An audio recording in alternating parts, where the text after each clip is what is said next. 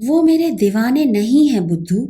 उन्होंने अम्मा बाबूजी को पटाया हुआ है, उसने खुलासा किया। वो दुर्गादास, वो डफरिन में कंपाउंडर है और ऐसा बढ़िया मेडिकल सर्टिफिकेट बनवा कर लाया है। देख, उसने मेज पर से सर्टिफिकेट उठाकर मेरे हाथ पर रख दिया कि समझो लोग मुझे इंटरव्यू के लिए स्ट्रेचर पर ही बुलाएंगे, इसलिए ये हजरत मेरे बाबूजी के लाडले हैं। साथ ही दुर्गादास ने ट्रीटी की हुई है कि शादी के बाद वे मेरे फिक्स डिपॉजिट का आधा भाग बाबूजी को दे देंगे। उसने मेज पर से दूसरा फॉर्म उठाकर उसकी ओर ऐसे इशारा किया मानो वो निखिल कुमार का फोटो हो। और ये हैं श्रीयुत निखिल कुमार, जो ट्रांसपोर्ट मिनिस्ट्री में क्लर्क हैं और हर प्रकार के सरकारी वाहन में मुझे कंसेशन दिला चुके हैं और साथ ही मुझे कंपनी करने वालों को भी तगड़ा कंसेशन। उसने उसी मुद्रा में फॉर्म पर उंगली खटकाई। इसलिए ये अम्मा के प्रिय पात्र हैं। मेरे घर लौटते ही अम्मा को सारे तीर्थ लगभग मुफ्त कराएंगे, जिसमें अम्मा हैंडीकैप्ड का रोल अदा करेंगी। अम्मा शायद बाबूजी की तरह इतनी नीच नहीं है कि बेटी का कैश में सौदा करें, इसलिए सिर्फ छोटे मोटे काइंड प्रपोजल हैं निखिल कुमार के, जैसे मुझे नौकरी दिलवाने का जिम्मा भी उनका। वो अचानक गंभीर होकर फिर मेरे पास पलंग पर आ बैठी। अब तू ही बता, अब ऐसे में क्या करूं? माँ कहती है मैंने दुर्गा दास से शादी की तो वो जहर खा लेगी, और बाबूजी की भी निखिल कुमार को लेकर ऐसी ही अनेक धमकियां हैं। तो तूने क्या सोचा है? मैं हैरान सी उस साधारण से परिवार के पीछे छिपी इस अद्भुत कहानी को आत्मसात करने का प्रयत्न कर रही थी। माला ने बिल्कुल शांत सपाट लहजे में उत्तर दिया, मैंने तय किया है कि कम से कम इन दो बदमाशों से तो शादी नहीं ही करूंगी। हाँ भला, ऐसे मतलबी लोग भी कहीं शादी के काबिल हो सकते हैं, मैंने अपनी बुद्धि के अनुसार युक्ति सुझाई। तो ऐसा कर कि किसी तीसरे से शादी कर ले, जिससे इस सिरफुटव्वल की नौबत ही ना आए। तू तो ऐसे कह रही है जैसे पति सड़क पर बिकते हों, कि गए और खरीद लाए, उसने लापरवाही से कहा। फिर बिकते भी हों तो क्या, तेरे पापा की तरह मेरे बाबूजी खरीद देंगे? उसने मेरी प्रतिक्रिया की ओर ध्यान नहीं दिया। वैसे भी मैंने तय किया है कि नौकरी करके अपने भाई बहन को किसी लायक बनाकर ही शादी करूंगी। मैं नहीं चाहती वो किसी सौदे के तहत या भीख मांगकर पढ़ाई करें। फिर वो मेरे गंभीर चेहरे को देखकर मुस्कुरा दी। वैसे कोई तेरी नज़र में हो तो बताना, शरीर से लंगड़ा, लूला, बहरा, अंधा, ऑल इन वन चलेगा, बस मन से विकलांग ना हो। उसे पता ना हो कि मेरे पास मेरे अधूरे शरीर और पूरे मन के अलावा भी और कुछ है। इसके बाद हमने एक दूसरे से ढेरों वादे किए, कस्में खाईं, पर शादी के बाद मुझे शायद ही कभी माला की याद आई होगी। मैंने ही अपने नए पते की सूचना माला को नहीं दी, वरना कितनी ही बार माला ने मुझे याद किया होगा, ढूंढा होगा। आज 12 साल बाद माला से मुलाकात हो जाने पर मानो वो सब बातें लौट लौट कर याद आ रही हैं। ना जाने कितनी देर तक मैं बिस्तर पर पड़ी पड़ी यही सब सोचती रही। घंटी की आवाज से तंद्रा टूटी तो दरवाजे पर आकाश खड़े थे। कब से घंटी बजा रहा हूं, कितनी पक्की नींद है तुम्हारी?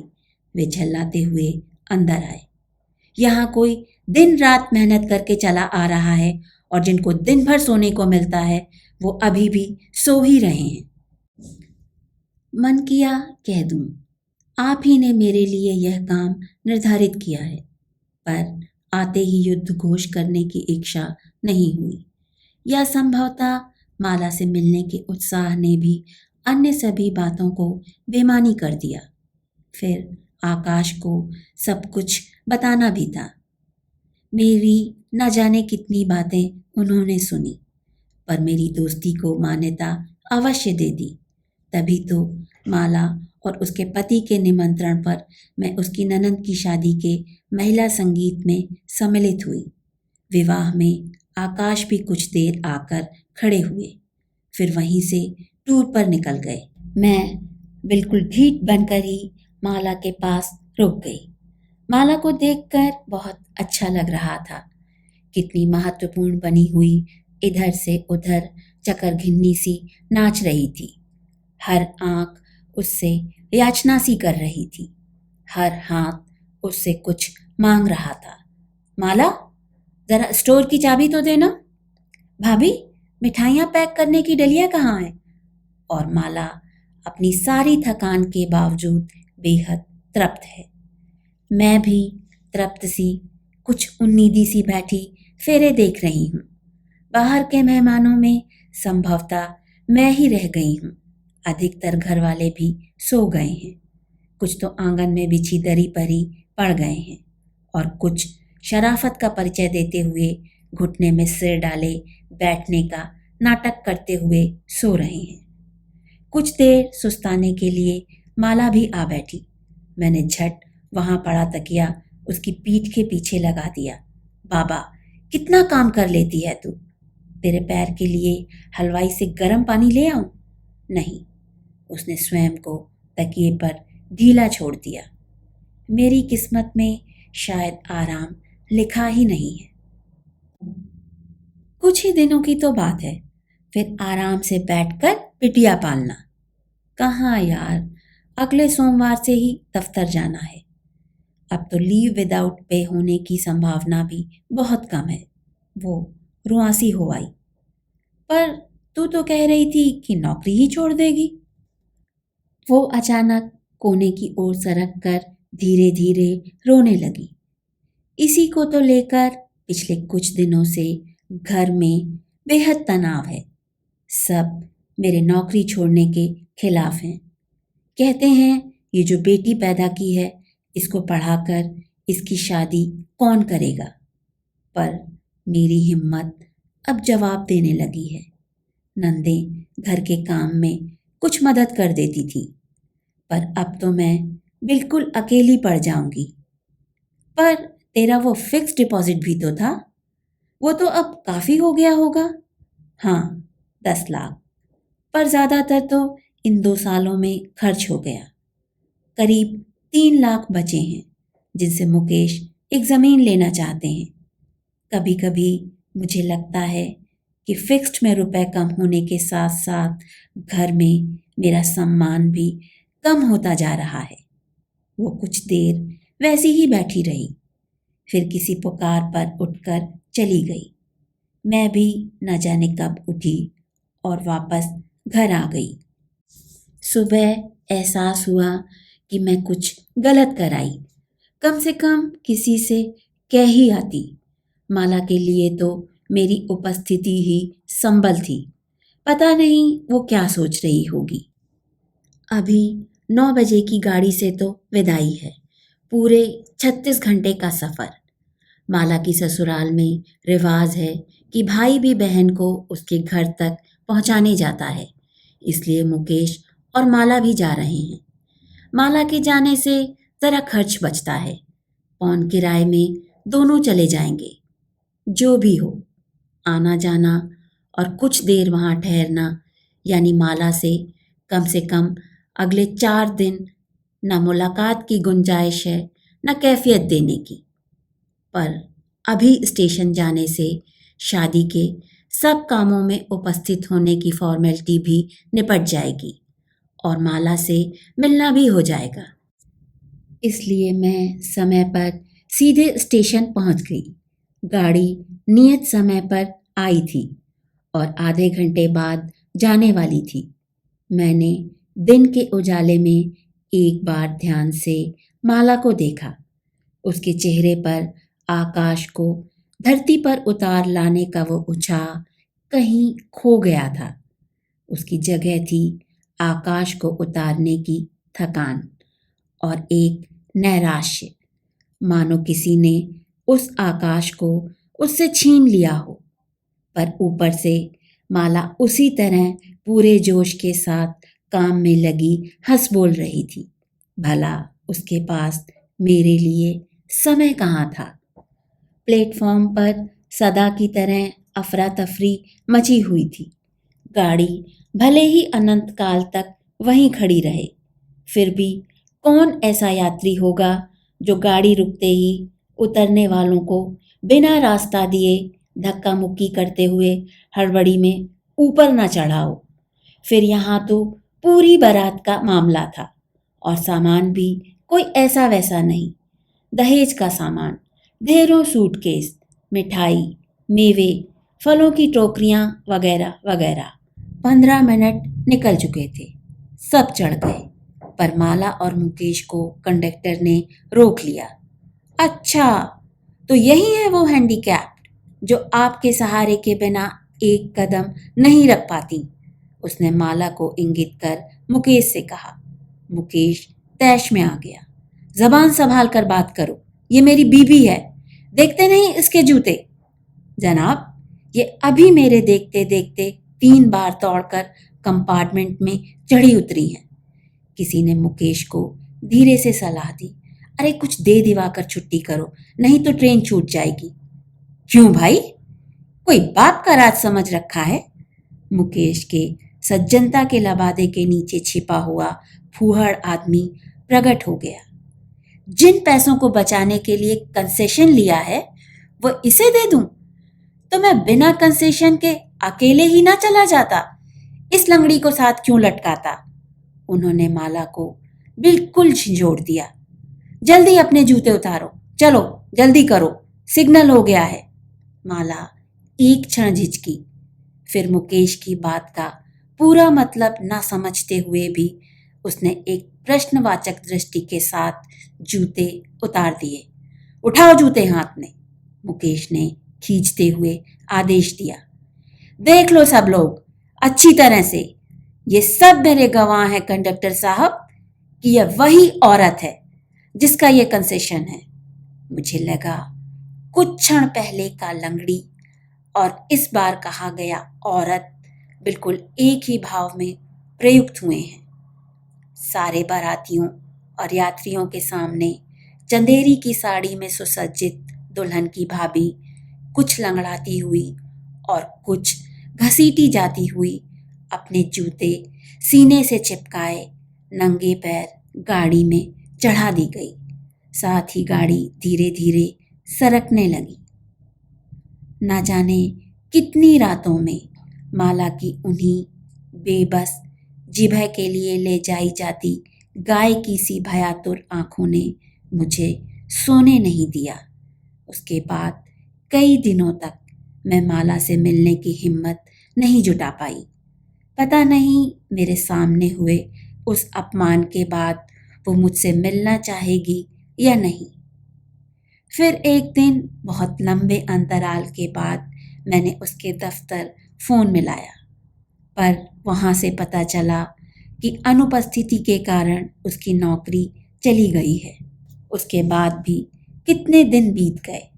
लगभग 1 महीने बाद कुछ माला के बारे में जानने की उत्कंठा ने और कुछ उससे मिलने की इच्छा ने फिर मुझे उसकी दहलीज पर ला खड़ा किया।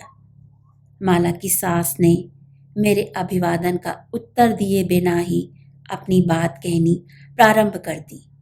चलो, कोई तो आया हमारी बहू रानी के मायके से, उन्होंने उल्हाना दिया, वरना अपनी लंगड़ी पागल बिटिया हमारे मत्थे टिकाकर उन्होंने तो गंगा नहा ली। मैंने डरते डरते पूछा, माला है? जाइए, उन्होंने व्यंग किया, मिल लीजिए और हमें धन्यवाद दीजिए कि अभी तक पागल खाने नहीं भेजा आपकी सहेली को। उन्होंने जिधर इंगित किया उधर आंगन में एक अंधेरी सी कोठरी थी। दरवाज़ा उड़का हुआ था, जिसे खोलकर मैं अंदर चली गई। अंधेरे की अभ्यस्त होने में मुझे कुछ क्षण लगे। अंदर सीलन और धूल की गंध भरी हुई थी और सामान के नाम पर केवल एक तख्त और एक पुराना सा मूढ़ा था। कोने में अलगनी पर कुछ कपड़े टंगे थे। तख्त पर एक मैली फटी हुई चादर ओढ़े माला सो रही थी और टूटे बटनों वाली मैली सी फ्रॉक पहने उसकी बिटिया कोने से फर्श पर बैठी दीवार की मिट्टी खोद खोद कर खा रही थी। दोनों माँ बेटी को देखकर लग रहा था कि कई दिनों से ना तो उन्होंने कपड़े बदले हैं और ना ही वे नहाई हैं। कुछ देर असमंजस की स्थिति में मैं दरवाजे पर ही खड़ी रही। माला को जगाऊं या नहीं, कहीं सच में ही पागल हो गई हो और उठते ही मुझ पर झपट पड़े या बाहर को दौड़ जाए तो मैं क्या उसे रोक पाऊंगी। फिर हिम्मत करके मैंने माला को हिलाकर जगाया। माला हड़बड़ाकर उठ बैठी और फिर मुझे ऐसे देखने लगी मानो पहचानने का प्रयत्न कर रही हो। मैंने उसे दोबारा झकझोरा। माला, मैं भावना हूँ। उसने शून्य में देखते हुए भावहीन स्वर में उत्तर दिया। हाँ। तुम अब ऑफिस नहीं जाती? नहीं। मुझे फोन तक नहीं किया? नहीं। तुम मेरे घर आओगी? नहीं। मैं चल नहीं सकती ना? उसके भावशून्य चेहरे पर एक बेचारगी का भाव फैल गया। चल, बाहर चलकर बैठते हैं। मेरा उस कोठरी में दम घुट रहा था और फिर यह एहसास कि दरवाजे की ओट में खड़ी माला की सास हम पर जासूसी कर रही है मुझे बेचैन कर रहा था। मैंने उसे सहारा देकर उठाना चाहा, पर तख्त के किनारे तक पहुंचते ही वो मेरे हाथ से फिसलकर नीचे गिर गई। जब तक मैं सोच पाती कि क्या करूं, वो वहीं फर्श पर बैठकर रोने लगी। मैंने पहले ही कहा था, मैं चल नहीं सकती, मैं तो शुरू से ही अपाहिज हूं। उसके गिरने की आवाज सुनकर माला की सास अंदर आ गई। देख लिए तमाशे इसके? उन्होंने हाथ नचाकर कहा।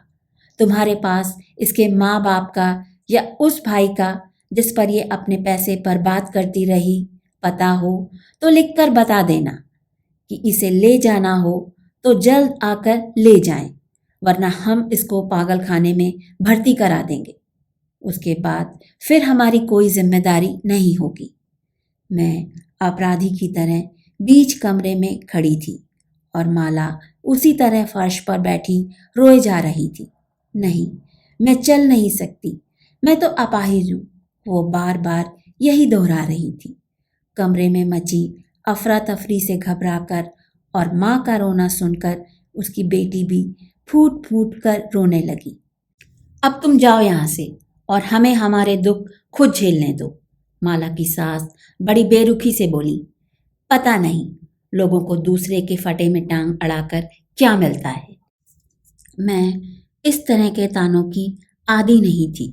हमारे घर में भी अपने तरह से शीत युद्ध चलता था, पर उसमें सीधे सीधे वार नहीं किया जाता था। फिर मैं सदा सुनने वाले सिरे पर रही हूँ। सुनाना मैं सीख ही नहीं पाई, इसलिए असमंजस की सी स्थिति में मैं बाहर निकल आई। बाहर दो पड़ोसिनें जो शादी में मिली थीं गाड़ी के पास खड़ी थीं। मुझे सुनाकर वे आपस में बातें करने लगी।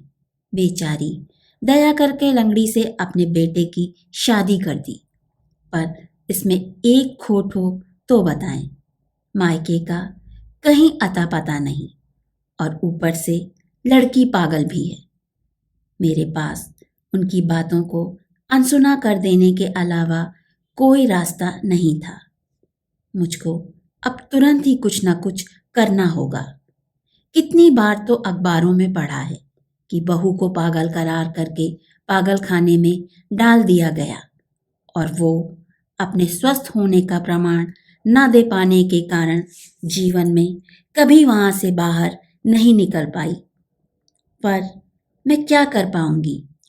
माला के माता पिता या भाई बहन का पता भी तो मेरे पास नहीं है, और होता भी तो क्या उसके अम्मा बाबूजी बेटी की खबर पाते ही दौड़े चले आते। माला ने ही तो मुझे बताया था कि उन दोनों की पसंद को छोड़कर मुकेश से शादी कर लेने पर वे उससे बहुत नाराज हैं और सारे नाते रिश्ते तोड़ चुके हैं। छोटी बहन को पढ़ा लिखा कर अपनी शादी से पहले उसकी शादी अवश्य की है माला ने, पर एक भारतीय लड़की ससुराल में अपने लिए ही जमीन तलाश कर ले वही उसके लिए बहुत है। फिर बड़ी बहन का भार असंभव। माला ने बताया था कि छोटे भाई की सगाई जहाँ हुई थी, बाद में पता चला कि दहेज दे सकने की उनकी हैसियत है ही नहीं। अम्मा बाबूजी ने सगाई तोड़ दी थी, पर माला ने ही भाई को प्रेरित किया था कि वो उस लड़की से शादी करके अपना अलग घर बसा ले। तभी से भाई अलग रह रहा है। शायद उसका पता होता तो खबर मिलने पर वो कुछ कर पाता, पर पता भी तो माला ही बता सकती थी। अर्थात हर हालत में एक बार उससे ही मिलना होगा।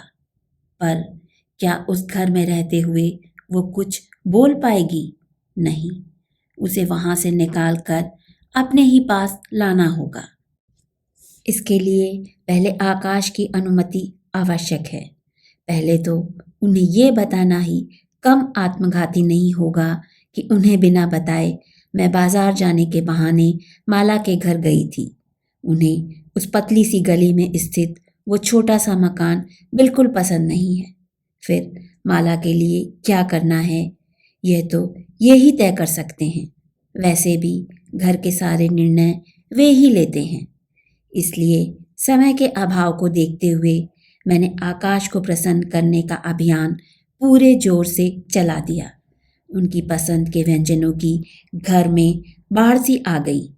उनके परम प्रिय दोस्तों को एक एक करके भोजन पर आमंत्रित किया जाने लगा। हर समय सज धज कर उनके सामने हंसते रहने से मेरी दाढ़ें दुखने लगी। फिर मैंने ब्रह्मास्त्र फेंका। आकाश के मम्मी पापा को बार बार फोन करके अनुमय, विनय और ढेरों मनुहार करके अगले सप्ताह आने पर राजी कर लिया। उनके लिए ऐसे बेडरूम सजाया मानो कोई नवविवाहित जोड़ा हनीमून मनाने आ रहा हो। सब कुछ पक्का हो गया। कल मम्मी पापा भी आ जाएंगे, इसलिए आज लंच पर आकाश से बात कर लेना उचित होगा। सहसा टेलीफोन की घंटी घनघना उठी। उठाते ही मुझे अपने कानों पर विश्वास नहीं हुआ। भावना, मैं माला बोल रही हूँ। माला, कैसी तबीयत है तेरी? ठीक हूँ। उसकी आवाज़ व्यावहारिक और साग्रह है। तुम कॉफ़ी हाउस आ सकती हो, वहीं जहाँ हम पिछली बार मिले थे। हाँ, तो फौरन आ जाओ, मैं तुम्हारा इंतज़ार कर रही हूँ।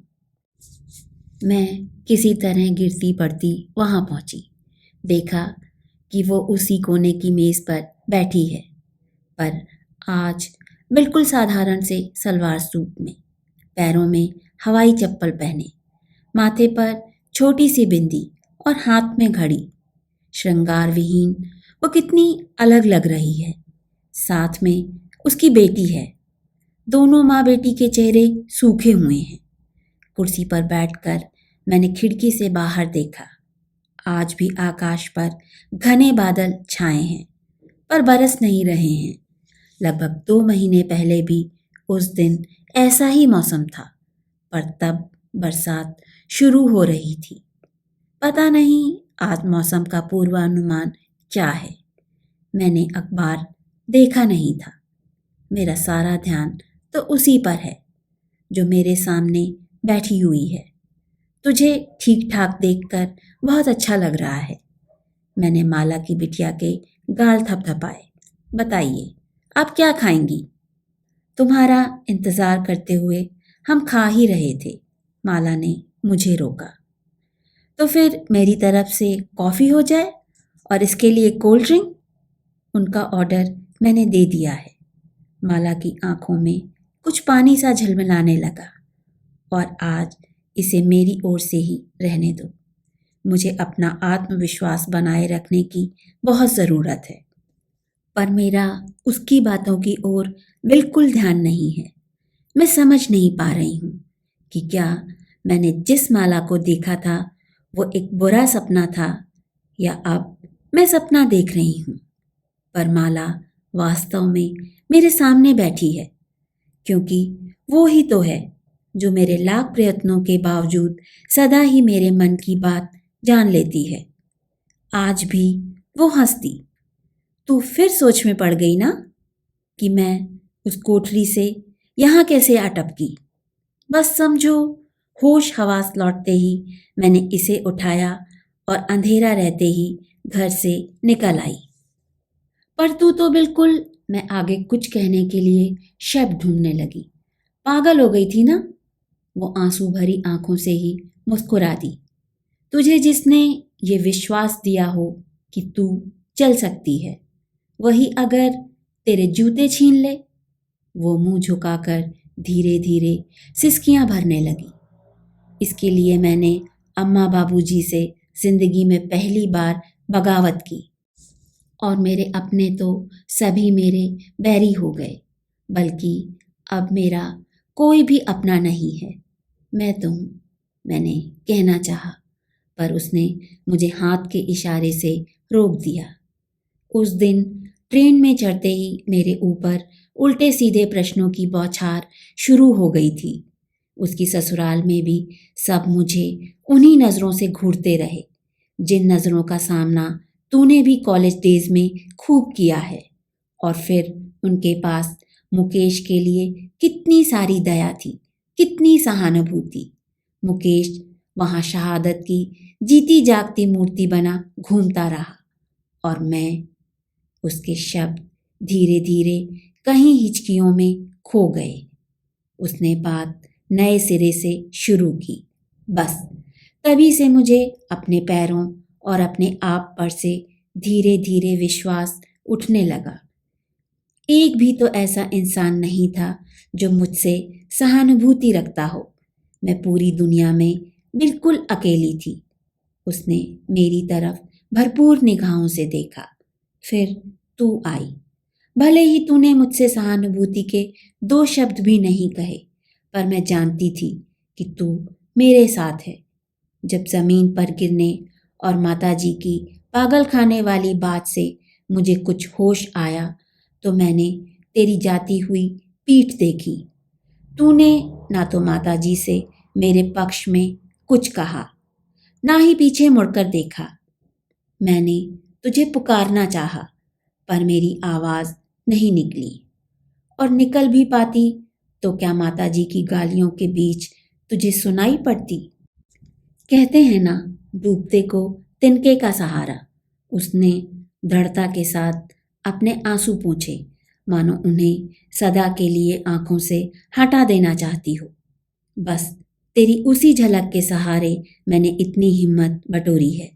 बिस्तर पर लेटे लेटे भी मैंने जितनी मेहनत की उतनी शायद जिंदगी में कभी नहीं की। वो थक कर रुक गई। बस तुझे यही बताने के लिए बुलाया था। तू अब वहाँ लौटेगी या नहीं? मैंने झिझकते हुए पूछा। लौट सकती थी अगर अकेली होती। उसने कोल्ड ड्रिंक पीती अपनी बेटी की ओर इशारा किया। पर इसको मैं वो वातावरण नहीं देना चाहती। वो लोग तेरे पीछे आएंगे? नहीं आएंगे। मेरी दिमागी हालत का फ़ायदा उठाकर उन्होंने बाकी 3 लाख के चेक पर भी मुझसे दस्तखत करा लिए हैं। उसके चेहरे पर एक विद्रूप भरी मुस्कुराहट आ गई।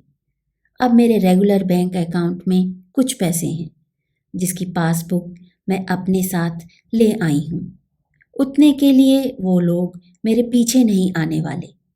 पर तुझे अपने उतने पैसे पानी में जाने का मलाल नहीं है। वो जिस तरह कमाए गए थे उसी तरह चले भी गए। उनसे मुझे कोई मोह नहीं।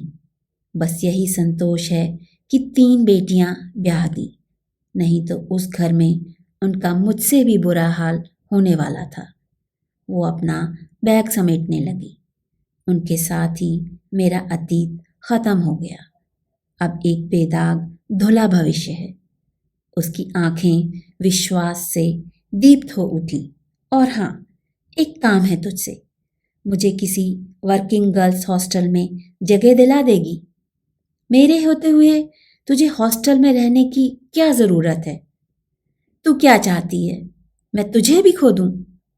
माला ने उस दिन की तरह फिर अपना पैर आगे कर दिया। देख, मैंने अपने जूते भी उतार दिए हैं। अब किसी तरह का कोई सहारा मैं नहीं लेना चाहती। फिर तू बुरा नहीं मानना, तू तो खुद दूसरों के सहारे है। उन लोगों का एहसान लेकर मुझे कितने दिन रख पाएगी? ज़्यादा से ज़्यादा 1 या 2 दिन। यहाँ तो अभी पूरी जिंदगी का सवाल है। फिर साथ में एक बेटी भी है। उसने मेरे दोनों हाथ पकड़ लिए। पर तेरा मॉरल सपोर्ट मेरा सबसे बड़ा संबल है और वो मेरे साथ हमेशा रहेगा। भावना, तेरे भाई को बुला लें? नहीं, जब अपने पैरों पर खड़ी हो जाऊंगी तभी उसे खबर दूंगी। अभी तो मुझे बहुत काम है। अपने लिए नौकरी तलाश करनी है। इसके लिए कहीं बच्चों का क्रैश ढूंढना है।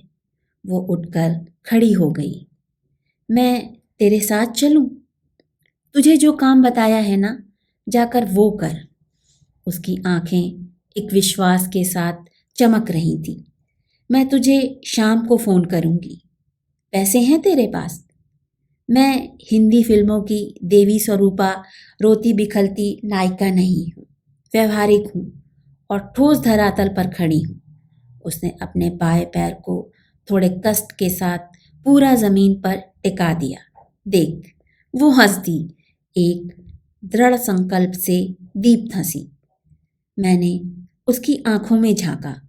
वहां आकाश को धरती पर उतार लाने का उत्साह ही नहीं, बल्कि नभ का एक छोटा सा टुकड़ा भी स्पष्ट दिख रहा था, जो माला का पूरा अपना था। और सुन, तूने कहा था ना कि तेरे पास कोई काम नहीं है।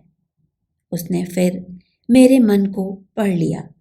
अगली बार किसी संस्था के लोग तुझसे चंदा या वक्त मांगने आए तो कुछ कागज के नोट देकर या लिखा हुआ भाषण सेमिनार में पढ़कर छुट्टी मत पा लेना।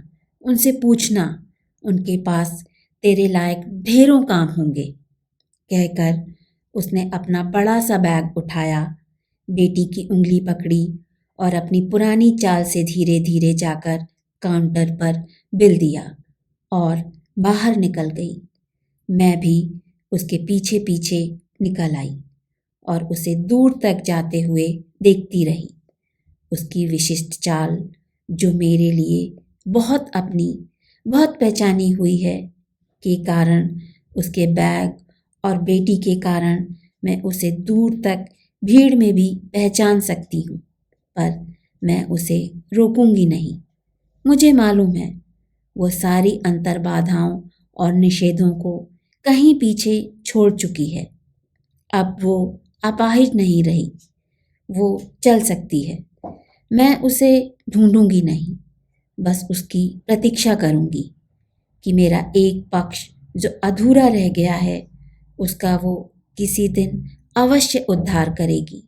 शायद और भी कई भावनाओं को रास्ता दिखा पाएगी। आकाश में बादलों का एक टुकड़ा थोड़ा खिसक आया है और उसके किनारे पर सूर्य की किरण की एक सुनहरी रेखा चमक उठी है।